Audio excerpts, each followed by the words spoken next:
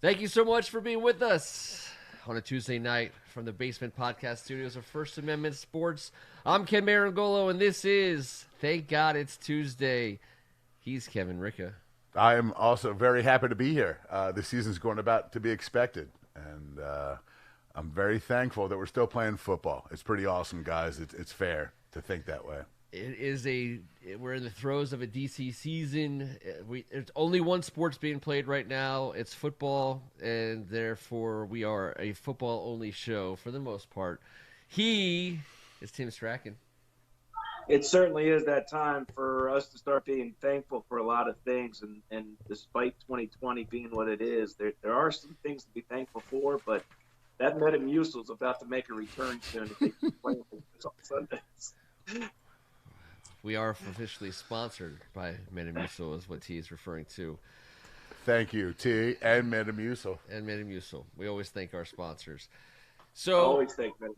It is the official Washington football team podcast of Hogs Haven. I'd like to welcome everybody from Hogs Haven onto our show. We will start tonight with an official announcement. Now, guys, I don't know if you've heard about this. This is just in from the NFL. A memo from the desk of Roger Goodell, fresh off the presses, to whom it may concern, against the best interests of the NFL, all sports fans, and humanity as we know it. The NFL will be sending an NFC East team to the playoffs this season. It's for sure going to happen. They recognize the folly in it, but it's happening. There's nothing we can do to stop it. Is that notarized? I'm going to get notarized later. Roger Goodell, he just wanted me to have it before the start of the show, which I appreciate. I'd like to notarize Roger Goodell directly in the forehead with one of those stamps that says something ridiculous. Is that another Caramel Dong reference? We can get that. We can get to the end of the show. We can go there.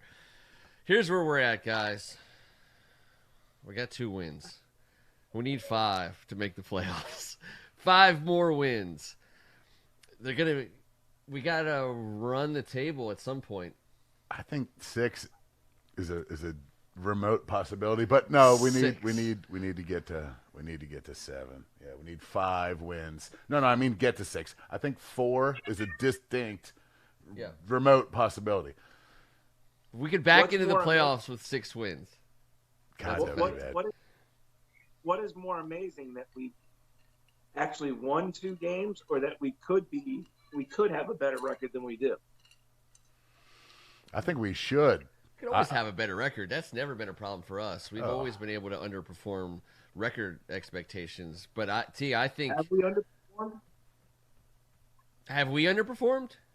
Yeah. Oh God, yes. I mean, some years you could just say we flat out sucked, but I can think.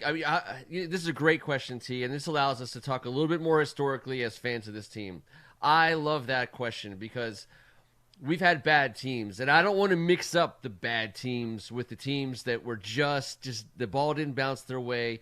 Like I think about North Turner and kickers. There was a couple seasons there, 2 in particular, where he had an offense that was good enough to get it done, and I feel like every single week we were watching some 42-year-old kicker take his or her shot at being our kicker, and it did not work out well for North Turner, famously ending in the Tampa Bay game where we were trying to kick a field goal for the win in a playoff game. The snap, the hold, the kick, none of it worked.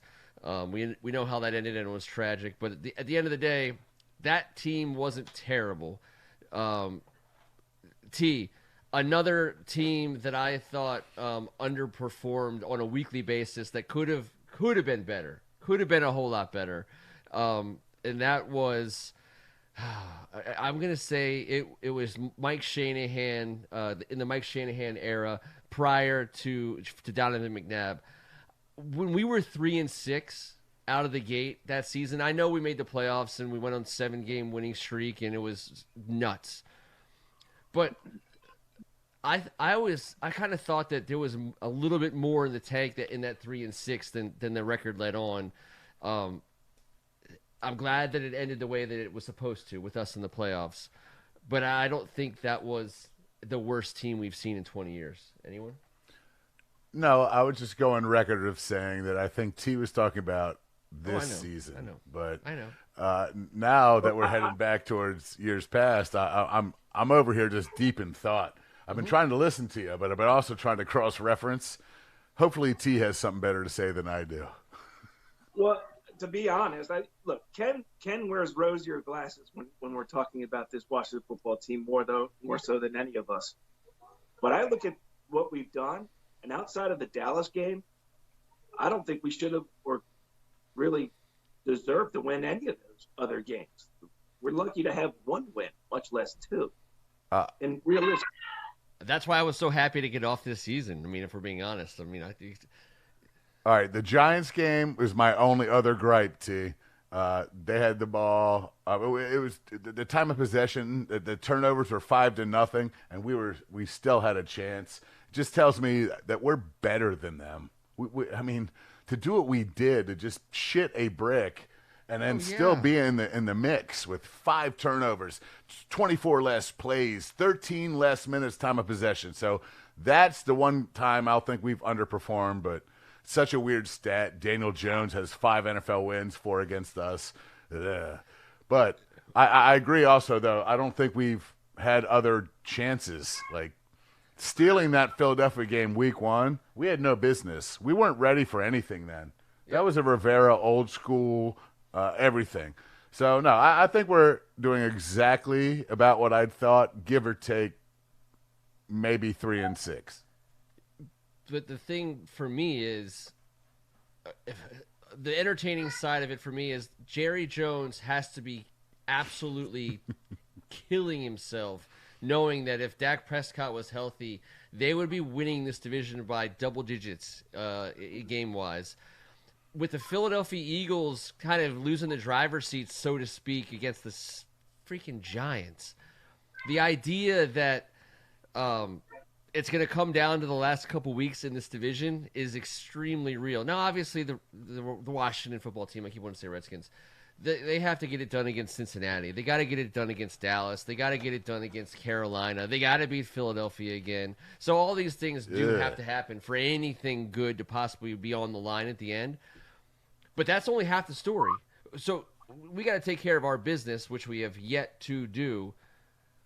The other teams in the NFC East have to take care of their business, which they've yet to do. This is like a who wants it like less division, and I'm not convinced we want it less. It's a scavenger hunt, and no one's put out the clues yet. But they've already shut the gun, and they've all taken off. So what are we going to do now? We'll see who shows up in about 16, 17 weeks. But that's how it started in this conference. That's how it's going to end. Philly's got a tough, disgusting road, to be fair. Yeah.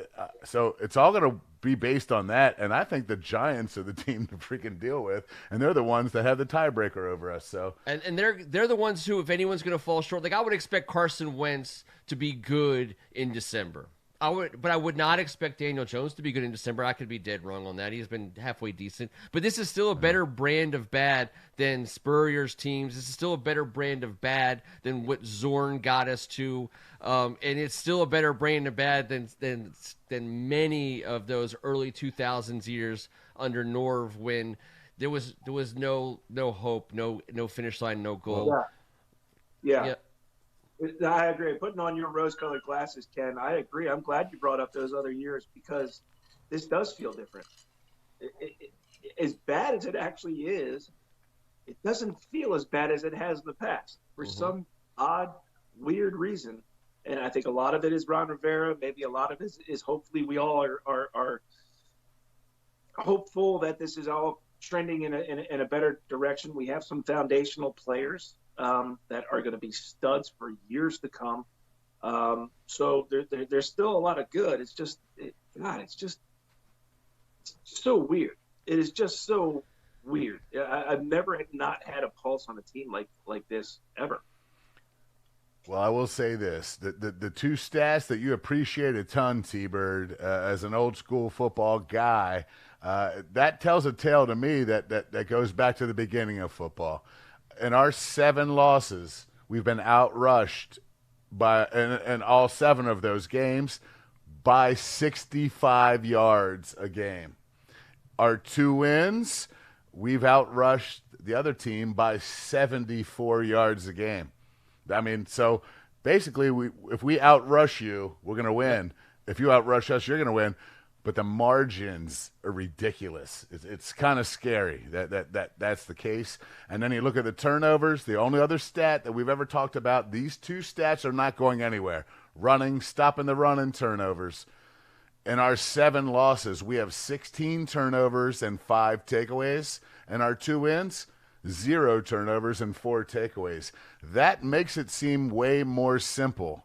But we understand these whys. Yep. The rookies are responsible for a majority. The first and second year players are responsible for 13 of the 16 turnovers. Alex Smith was the other 3 last week, 2 weeks ago. It's crazy, man. So we should know this, right? And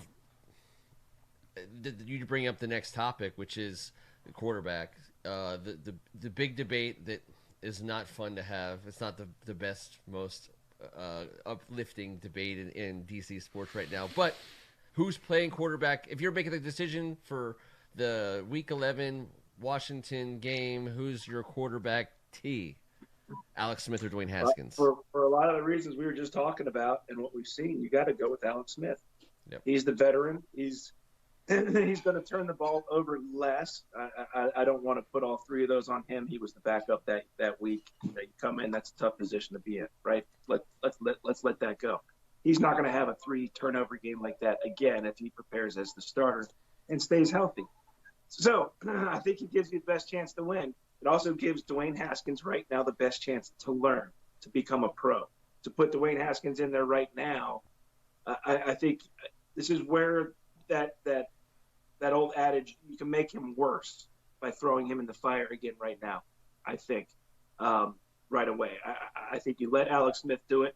As boring as he is going to be, and let's be honest, he's boring as hell. He's the check down king, but then the next thing you know, he's over 350 yards. It's amazing. But it's because he takes care of the ball. He makes positive plays. If it's not there, he's not going to force it. He takes his shots when he needs to take them, and he makes them work when he does. That's a good quarterback.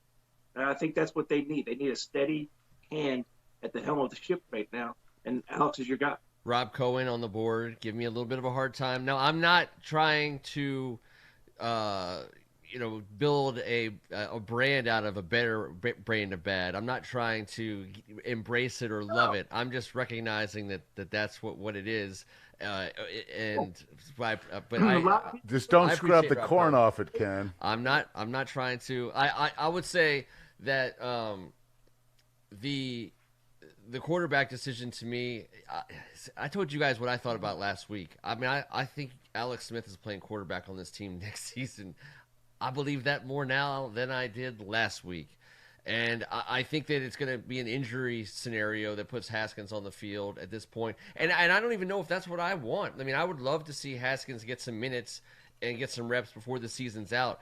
Part of me believes that Ron Rivera could find himself in a situation where the NFC East is out of reach, and I do think he turns reps over to Dwayne Haskins at that point. But that's not benching Alex Smith, nor is that making a decision on 2021 and 2022. I think that Alex Smith is very, very likely to play quarterback for us next season, and that's not making a ton of people super happy to hear that. Can I just say that what Alex Smith did this past weekend took him a while to warm up when he caught his groove, and I know he's a check down guy, T, and a lot of that was dictated to him by the 3 touchdown deficit. But when it got crunch time and it was time to make a couple throws, the dude always puts the ball in the money. He is a badass, ridiculous, all-time great hero of a super stud of a man person who I cannot wait to watch play quarterback every week for the rest of this freaking season. And then we'll figure out what happens next year. He's not losing his job. Like, he's done nothing to lose his job, and it's his job. The only way Haskins plays is if, again, you get to a scenario where Rivera's like, hey, man, you might act to Alex Smith. you might actually be in our plans. I'd love to not have you trot out there one-legged for a few weeks and let Dwayne Haskins take some, of the burden. Especially Rivera gets that free pass if the East is decided a couple weeks before the ending, which it certainly will not. It's not going to be. And you know what? I don't care.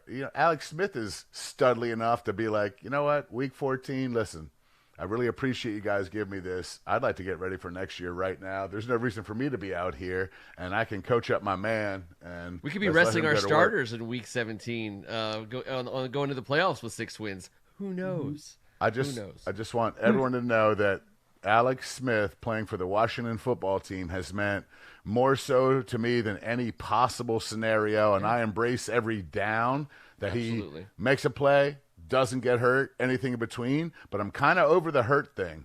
Now I'm just watching him play, and watching him get into a groove is pretty sweet, man. Who can predict the future? Obviously we can't, but this dude playing right now is a miracle. The fact that we're talking about him playing next year at 36, 37. I know. What a human being. What a freak of nature, man. It's amazing. So he would be, from a cap standpoint, I believe he would be like as it stands right now, he would be like the 14th or 15th quarterback on the salary cap hit list. 24 and some change, I believe. Yes, and there's going to be a couple guys who are going to re-up for more money between now and next year. They're going to push him. I think he's going to be like the 17th or 18th highest paid quarterback next year at his current rate. And that's our kind of quarterback for a rebuilding year. He's making 24. Kirk made 40 this year in Minnesota, just for a scope. I think Kirk's the second highest paid behind Mahomes. Mahomes is Mahomes, but that seems to me like that's almost half price. That's like buy 2 Alex Smiths, get 1 Kirk Cousins. People's skirts aren't going to get blown up. I understand, but at the same time, that's not what it's all about. I think you could win with this defense, playing at just a slightly higher level against the run next season. And linebackers, let's just get to it. Linebackers, the linebacker level, but we could do bright spot, kind of dark spot. What's going on with our linebackers? Why can't we stop throwing? We're the number 1 pass defense in the league, number 4 in sacks, number 5 in total yards going into the week last week, and now we get run all over. And Rivera was pointed when he said, talk to my linebackers, because these guys aren't getting it done, in so many words. Go ahead, T-Bird. I'll go next. Well, they were incredible. 2 weeks ago against Dallas, or 3 weeks, I guess, with the bye week, right? They were incredible against Dallas. Everybody was praising the hell out of the way that they played, but they just haven't shown up. Right? And I'm not that down on this defense's ability to stop the run. I think they stop it when they need to. They need to just become more consistent. I think that's where the statistics have showed up. I'm not too worried about it. I think they will get better there. But yeah, I can't put my finger on what the linebackers aren't doing now that they were doing 3 weeks ago against Dallas.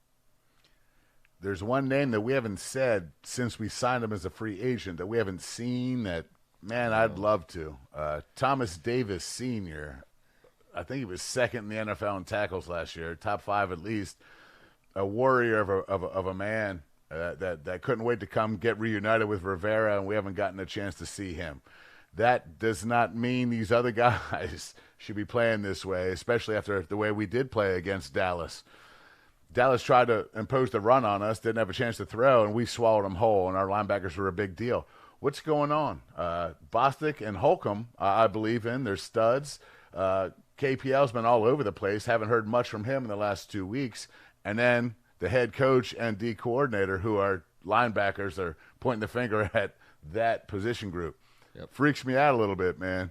But I guess that's the out. You can't really point it at the front 4. Secondary is top 5 in the league in passing for the last month. Sorry, linebackers. I wish I could tell you why, but I know I love watching Holcomb and Bostic fly around. So even KPL. I agree. He's physical and fun to watch, and I like him, but it's not adding. We don't have a dog. We don't have a dog. I just thought that in my head. Go ahead, T.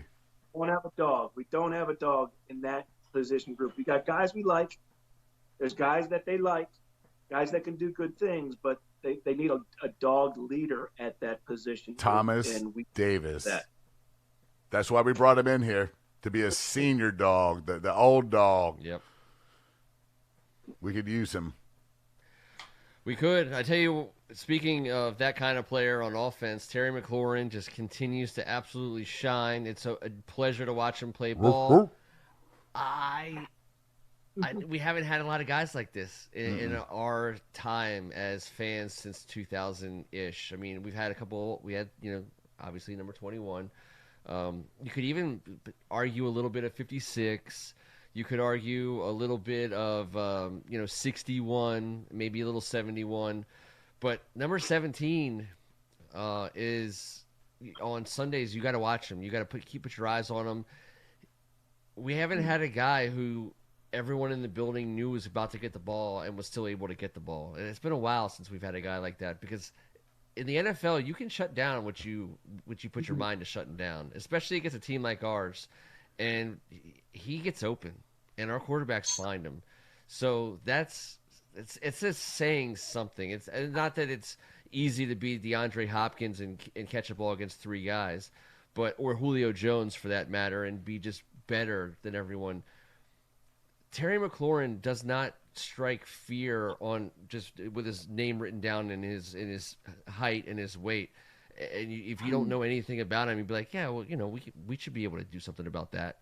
And no one can, and it is awesome. And he's a known quantity now. He's elite. I want to say this to you. I had an epiphany I didn't get to speak about last week based on this exact subject. It finally hit me who Terry McLaurin reminds me of in our recent Redskins fanship history. Alfred Morris, man. The first 2 years, these guys far outproduced their draft position to a level that we couldn't possibly imagine, a record-setting level. They treated their teammates, the human beings that served their meals at the training facilities at camp and in Ashburn, as gold, and became local legends because of their personalities, their work ethic, they're humble. And listen, Alfred, it was so nice to see him that week, and that's what it brought it up, because I'm proud of him for 9 years. He's a guy I can't stop rooting for. But Terry McLaurin reminds me of Alfred Morris's personality, a guy that you want here for as long as freaking possible. I mean, we got to throw a shout out on the board to good-looking honky, that's his name on the board. Peter North, welcome to the comment board, sir. And as far as that kind of player goes, Pierre Garçon, no doubt, he's also another. I'm talking about one of ours, a draftee. Yeah. The first 2 years.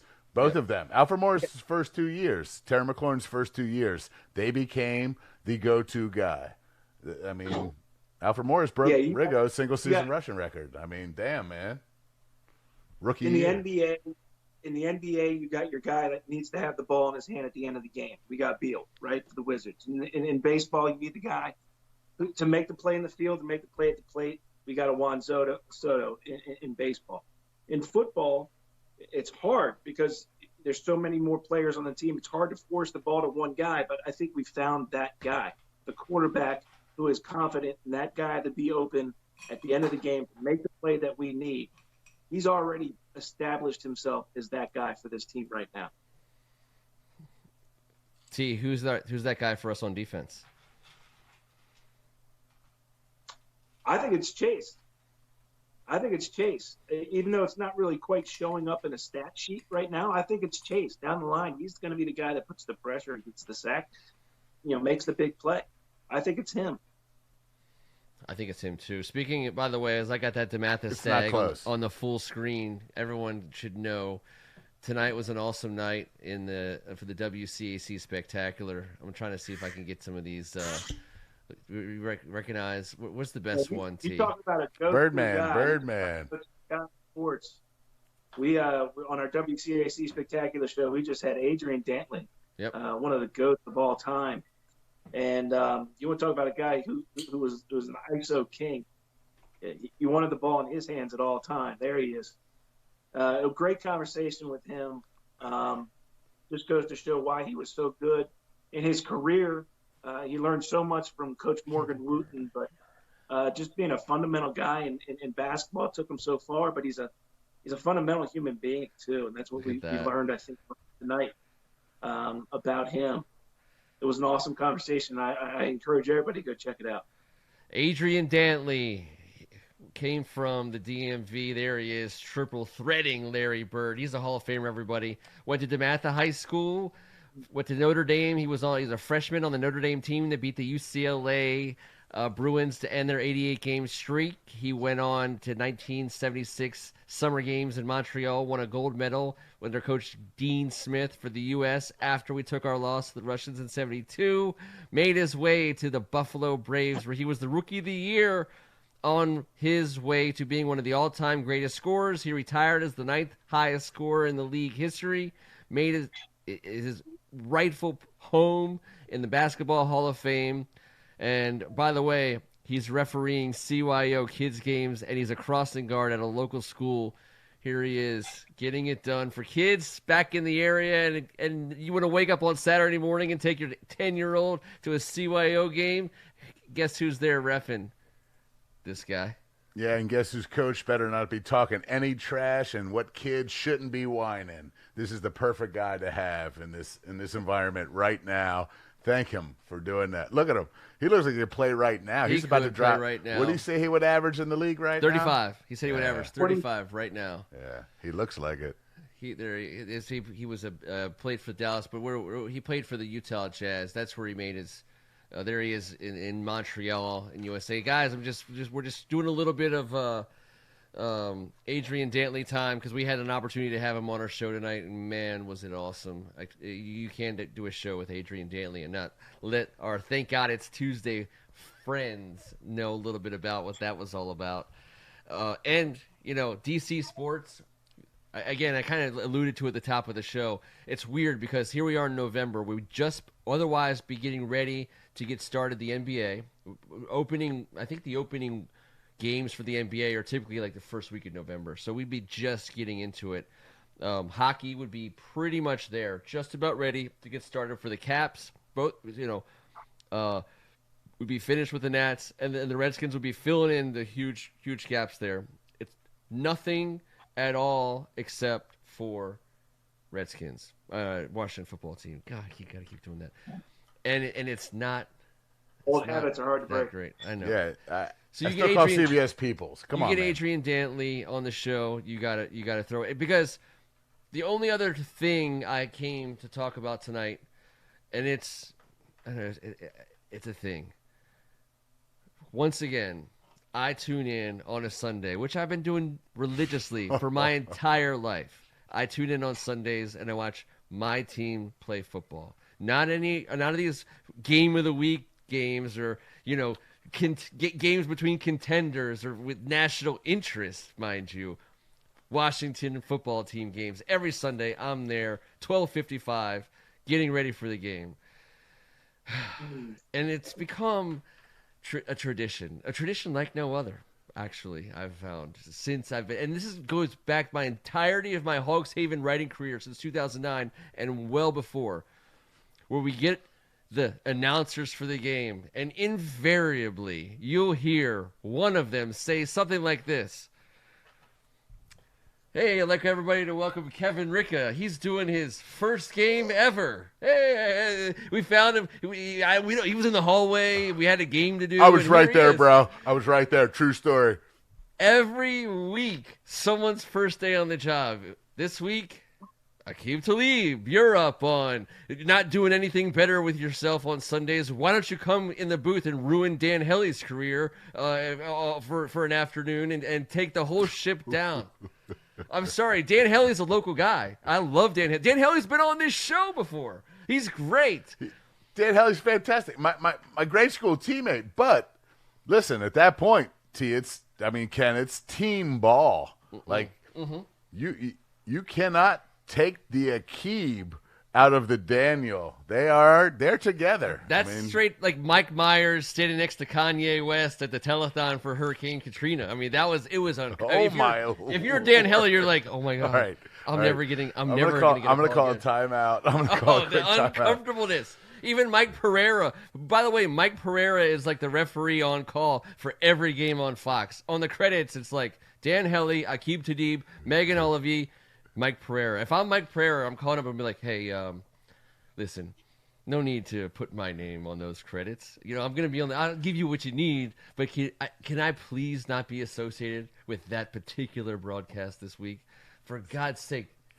Let me just give my counterpoint real quick. It was bad. And there were certain times I was very uncomfortable. But it's because I've never heard anyone call a game like this at the NFL level on Sunday. So to be fair, I said to my wife, I go, you know, if I was on Bloody Mary number 2 and I was sitting next to this guy at the bar, that'd be a hell of a conversation. This guy knows his shit. But my only thing is, as an offensive guy, if I sit there and watch the game with you two, and T and I are like, Tripp's right. They're going to go snag. Are they going to go snag? Oh, totally going snag. Tight bunch left. And then now it's like watching a movie. You don't announce what's happening. Man. Snag, man. He delivered the shell, the man or zone conversation on every down to the point when I was like, there's other players. Oh God! And he T. Okay, so let me start. Go ahead, T. Yeah, go ahead, T. I'm not going to pretend like the three of us are Hall of Fame broadcasters either. We've all had our first game. We've all had our first game. He made a lot of first game mistakes. I think there were some bright spots. I'm not going to be so brutal on Aqib Talib and throw him under the bus like Ken is. I mean, if he ever goes missing, I'm going to wonder where Ken was. If it wasn't a Redskins game, Ken would have a different opinion. Sorry, that's just my suggestion. We are constantly going to get people I for know. their first. I get it. Yes. I think Aqib Talib is actually going to rise up that list eventually. I think he does have a personality that actually translates, and I think once he starts getting refined, I think Dan Hellie did a good job of actually keeping him on task at points. That's what he does good. Kudos to Hellie, but I'm not going to crush the guy. Listen, he could get better. I think the three of us and what we do in the WCAC would have been 1,000 times better than that, but that's not the point. Aqib Talib may never call another game because Aqib Talib doesn't even come on. He basically said, "I've been hanging around Pee Wee football all fall, every week. It's good to be around the pros." I'm like, wait, read the transcript. I like that part. That was like my favorite part. It's my favorite part too because if I'm a Fox executive and I think, okay, someone's got to call this game. It's Washington, Detroit, in Detroit with no fans, and there's every single other game on TV that's better than this one. Can we please, God, put someone on this game? Well, I don't know. Let's send Aqib Talib. If I'm the Fox executive, I'm thinking we might be wasting Aqib Talib on this game. I mean, I think they could have actually gone lower. I think there was someone more available than Aqib Talib that would have been more right for that game. Oh, Moose and the Iron Eagle have it written into the contract. They can't do 5 consecutive Washington football team games. So they'll be back next week though. It's just Spielman. The problem is the game. It doesn't help. Like the action on the field, like a bad announcer can be overcome. I'm not a Dick Stockton guy. I've run him through the coals in this basement show, which no one in the world cares about. Dick Stockton certainly doesn't care what I think. I hate Chris Collins. Yeah. I mean, everybody has their flavor, but the game can overcome it, right? The guy or the play-by-play guy should never make or break your Sunday experience, even if it's a team you love. Exactly. Put it on the radio crew. Put it on the No. Don't put it on the radio crew. Sorry, I love those guys, but don't do it. It's not good. I tried it, T. Oh, I'm sorry, everybody. Just use a commentator on game for each other. I mean, T, the problem is the football is not compelling either. And even the crazy thing is, it was 24-3, and it became 24-24. Story-wise, that's a great story. That makes for like a great game. And yet, I'm sitting there thinking to myself, "Oh, this is good. This. I know how this ends. I've seen this show a million times before, and not only do I have to watch the show part of it, but I got to watch Aqib Talib get me halfway through a thought right up until the snap every other play, and then just be quiet and be like, what the hell was he thinking? Am I ever going to hear the end of that thought? Probably not. Because something... Sorry. Whatever you did to Ken, you need to apologize or something, because I've never I'm seen scarred. He's right up there. I mean, again, we've had them all. Everyone who's ever interned for Fox or CBS has called or watched a game, and we can rate them all. And some of them made a career out of it, and the rest of them, they didn't. Well, as long as we're getting stuff off our chest, can I get something off mine? Oh yeah, please. The end of the game. So the game builds up to be a great game, right? We actually have a chance to win. This is awesome. And yes, Chase Young made a mistake at the end of the game. I saw it when it happened in real time. When I saw the replay, I am actually kind of shocked that they called the penalty anyway. But look, to anybody who is blaming this loss on Chase Young, get the hell out of here. Yeah. Shut up. Shut up. There's a lot of loss in that game to go around. I get all that, but you know what I like, T? How he wore it as a badge, and he's going to use it in the proper way, but he didn't shy from it. He took it. He honored it. We know that's not the case. His teammates know that's not the case, but he took it.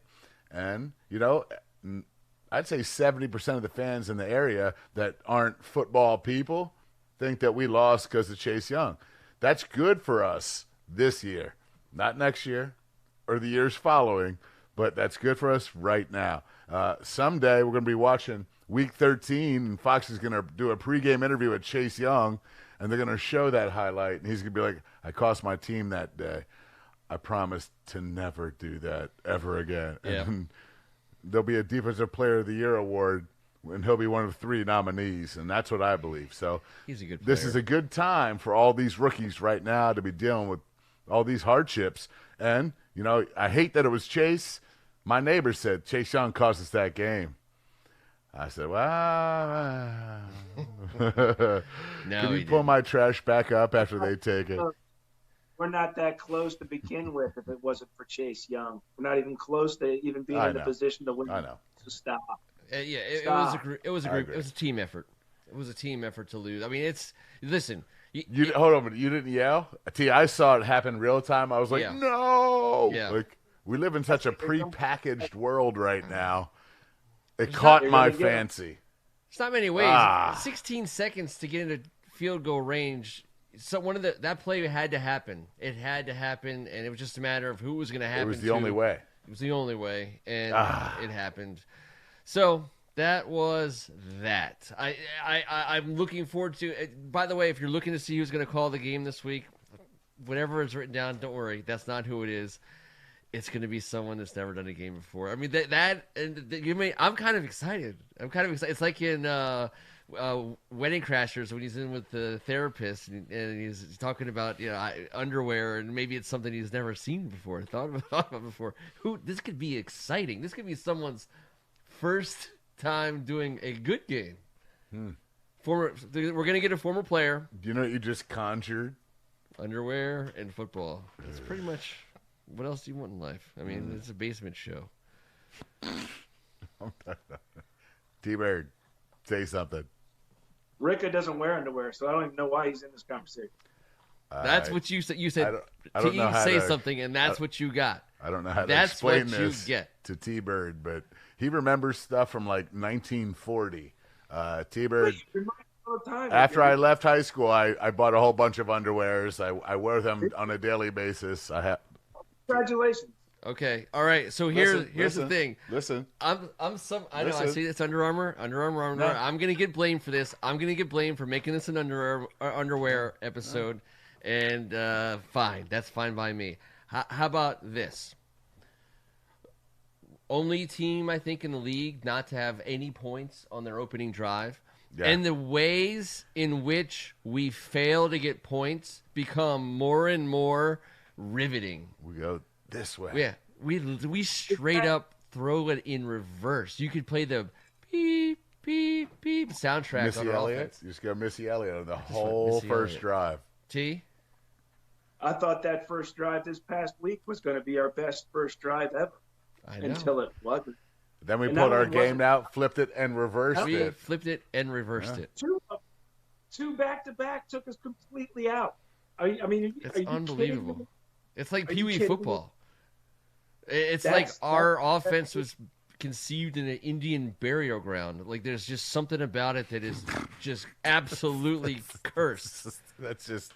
I don't know. That is just not a good Washington football team joke this year, bro. You're 100% I'm just correct. gonna help no, you but here. we're the Washington football team now, so that's a poltergeist reference for all you kids out there following the references and metaphors. Greg says getting 3 to 7 points every first half, down 10 at half every game. It's true. Yeah. It's true. We suck, but the future's bright. I don't know how I feel this way, but you guys said that earlier, and I agreed. So you have to agree with me now. Have And my back. I love the idea that at 2-7, we're one of the worst teams in the league, and we have to T's earlier point, kind of tying a bow on all of it. We can win games against Cincinnati. We can win games against Philadelphia and Dallas. We can beat Carolina, especially if Teddy Bridgewater's out. But they can all beat us too. So We're you tied get for last in the NFC, I believe. But I know, and you still have the 0-4 New York Jets, and you still got Jacksonville Jaguars. Amazing. It's so amazing. in terms of where we rank in the league, so like on Hogs Haven, I know this week we did a little Redskins draft talk, as we always like to do. As I tell people every week, because everyone's always like, well, don't you want them to lose? Don't you want to get the better draft pick? Of course not. I don't. And my refrain, T, I said this in your living room. I say this every week. The Washington football team does not need us to root for them to lose in order for them to lose. Having a higher draft pick, fine. I'll take it. I'll find the good in that. But I don't need to root for them to lose to get that output. They can lose just fine on their own. They've been doing it for a long time. And look where they rank right now, getting those high first, high second round picks when we talk about why getting to why you are seeing a bright future or feeling good about the coming years is because Ron Rivera is going to get his hands on a couple of players in the top 40 picks, two of them. And both of those guys are going to be able to come in, should be able to come in and start for us right away, whether that's a quarterback in the first round or not. But I was asked on Sunday, T, if what would be my plan, and we don't have enough time for that at this point. But the idea that the Cam Sims and the Cam Curls and players that might the Isaiah Wrights, the guys that won't cost us anything but absolutely can make our team, give us money to spend in other places. An offensive lineman in free agency, a wide receiver in free agency, an offensive lineman in the draft, and the best defensive tight end. That's the first 3 rounds. Okay. I went offensive lineman, tight end, defensive back in the We first need 3 2 tight rounds. ends. In the first 3 rounds, we do. But again, if you get a free agent offensive lineman and an offensive lineman in the top 2 rounds, that's 2 guys who should start for you. That's 40% turnover. You're able to keep a guy like Morgan Moses, who the board has said tonight was a bright spot. He was a bright spot for us on Sunday. And his contract is not bad at all. Nope. I mean, Add the tight end. We hooked that up years ago. One of the very few good things we did. 2 huge contracts in free agency. One to an offensive lineman, one to a wide receiver. My pick for wide receiver, Kenny Golladay. I don't know that Detroit's stupid enough to let him go, but he could very well be available. He fits us specifically, Yep. perfectly, what we're trying to accomplish. And I don't think we need one big name, and I don't think we need the $150 million signing. Now, Galladay's going to cost. Galladay's going to cost. He's I gonna think cost. it's $200 million contracts. Ooh. One I thought wide you said receiver, and one $200 million offensive for lineman. Galladay. I was like, all right, one $100 million contract for a big-time guy like Galladay, that's the risk that we have to take right now. And a $100 million offensive lineman. No doubt. We I need think we need a left tackle. Sadiq I like that he's getting surgery and coming back for next year, but I like that we're toying with him at guard too. Yeah. It's just another big, ridiculous body who could be somebody. I like that. I also like this. When you talk about these people that are talking about losing, I'm looking directly at T-Bird in the face and Ken in the face because you guys are really close from right here. Everything we give a damn about this and why we do it has to do with, when I can't see Ken, But I was going to look T in the face. has to do with family Yep. and football. And I know we've got the Cincinnati Bengals coming to town this weekend, but 4 days later, we got Thanksgiving, man. You're going to tell me it ain't going to be a great day to win in Burgundy and Gold with the 10 people in your family that you can hang out with and do whatever you need to do and be on the phone and Skyping with everyone else, whatever you got to do. It makes a short week. And watching us kick the damn crap out of the Dallas Cowboys on Thanksgiving with Alex Smith at the helm, that's not a positive, family, amazing night. Do we want that to be a loss for real? Is that what you're doing? Nobody wants so if that that's to- the no deal, one if that's should what want you're that to be a doing, loss. don't bother on the comment section. That's all. No one in our comment No chance. section Oh is. no. I don't mean our comment section. I'm talking about any comment section. Ours is the that's Creme de la elite. creme. Ours is elite.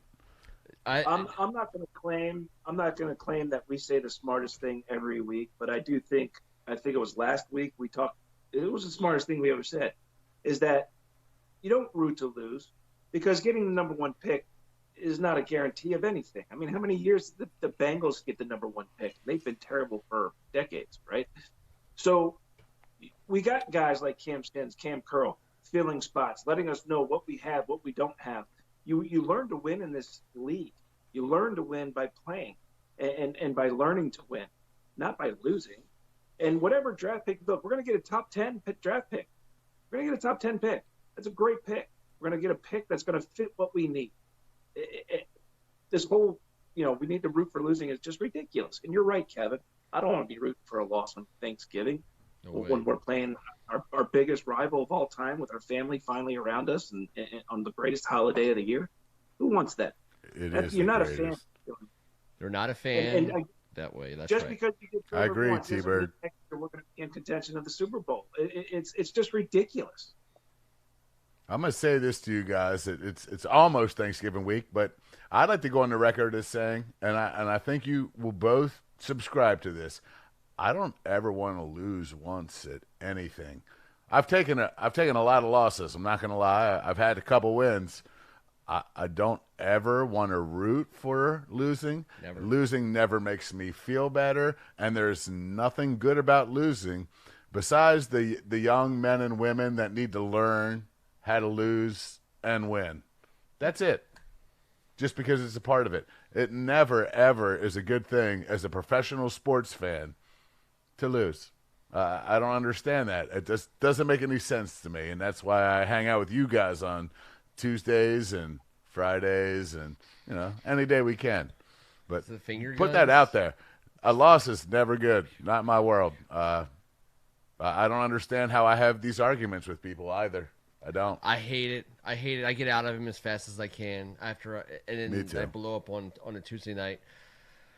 Next Tuesday, though, is going to be a fun night. We're going to start the night off with an awesome conversation with WCAC legend Lawrence Moten. Some of you guys on the board might know who he is. He was a great all-time athlete from our high school football conference. He played basketball at Syracuse for Jim Boeheim, was an absolute stud. And then All-time scoring leader in the Big East history until the season before last. That's The right. young man from Marquette took his record. So That's right. since Prolific 1994, scorer. over 26 years, he had the record. 25 years, he had the record. high socks and made it work in the NBA for a while as well. Now he's up in New York. He'll be on our show, the early show. And then I want to have a Thanksgiving themed show on Tuesday. And I'm sure we'll frame it up in some of the more traditional Thanksgiving ways, but next week will be a family fun fan base, family type situation. We're going to be going right into a game against the Dallas Cowboys on Turkey Day. It is for us. I'm not going to say throw out the records and all that business because that's not what that game's about for me. I'm not going to go there. The records are already in the trash. Yeah, the records have We're been good. thrown out since about week 2-ish, week 3 maybe. So if you want to fish the records out of the trash, maybe that's fine. Maybe that's how we want to do it. But it's a big day. It's Washington, Dallas on Thanksgiving, and it's a spectacle. It's for us. Hey, everyone's got to watch it. The whole world's got nothing else to do except watch our team. Let them suffer right there along with us, with all that tryptophan working and those mashed potatoes and dinner rolls and maybe a Brussels sprout or two. And this nationwide, more people hate Dallas than Washington. So, we've got all the red and blue states in burgundy and gold on Thursday. It's our time. It's our day. No one else. That's what I love about it. Everything about this season for me has been building to Thanksgiving Thursday. Now, I hate to put so much on the outcome of a game for which our team hasn't had very many positive outcomes. But from the time we meet here on Tuesday to the time we're carving up meat and watching football, I think that's going to be just one hell of a 48 hours. I'm super excited about it, and I can't wait to hang out next Tuesday night. I'm bringing you a turkey leg. Bringing some turkey leg. T? All the giblets. T, giblet thoughts? It's my favorite week of the year. Screw Christmas. It is the best week of the year. It's my number one, T-Bird. It's up there. It's Thanksgiving. A great Sorry, it's my number one. I don't know how to do it. It's remember my number one, this man. Family, food, friends, football, fun. But that's all week. Well, it used to be. We're going to get some of that done. But there's no pressure. There's no gifts. There's no, no one's freaking out. Either get fat as hell or get drunk as hell or get out or do all three. Okay, all right, fair enough. There's so many options. And it's good. And three choices. However you choose to gather for Thanksgiving, whether it's a super tiny small group or however you're doing it in an outside tent. I don't know how people are doing Thanksgiving this year. Style. Fire pit Fried style. turkey next to the fire pit. Watch our team win and watch our team beat Dallas. Yes. And I don't care about anything else besides that. Nor do I, my friend. 52 minutes in. I want to say thank you to all the guys on the board tonight. Appreciate you hanging out with us on a Tuesday night. Man, it's fun. Down here, I'm going to point right here. That's T Strachan for you right here. Appreciate it. My thanks is already started. It's been a great Tuesday. Looking forward to next Tuesday, and hopefully we're talking about a victory Tuesday, heading into a victory over the Dallas Cowboys on Thanksgiving, boys. He's Kevin Ricka.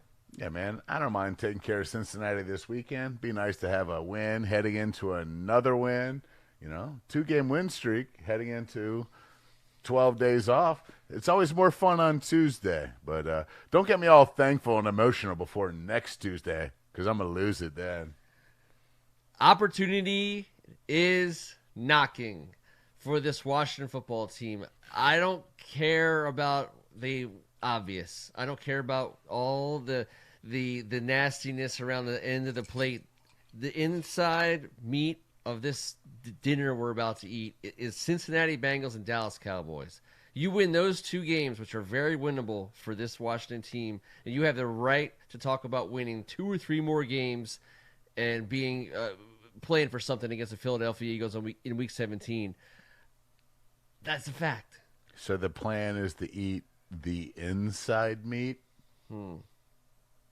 The inside of the plate. No, I'm talking about the central. You know, You said inside meat. the inside part of the plate, like that's like where the important stuff is, where all the gravy goes. I thought I was missing out on a part of the turkey where that the I was gravy unaware. pools. The most important real estate on a Thanksgiving plate is the center, because that's where the gravy pools. I always wonder when people try to go like around like a Trivial Pursuit board and like have it like slightly. That to me never made sense. The middle, get it all in the middle, and get that gravy. Let gravy touch it all. I do think the gravy should touch it all. The I gravy has subscribe to to touch that. it all.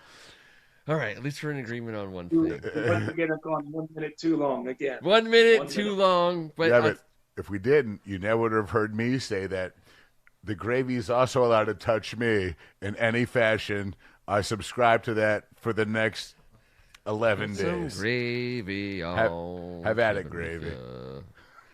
Come and get you some giblets. Until next Tuesday night, the giblets will be shivering. Giblet free. Hiawatha. Some people are Giblet-free. intimidated by On making behalf a of turkey. First Amendment Sports, I'm Ken Marangolo, and this was, thank God, it's Tuesday, and everybody on the board, appreciate you guys for joining me in a little. Still live. Still live.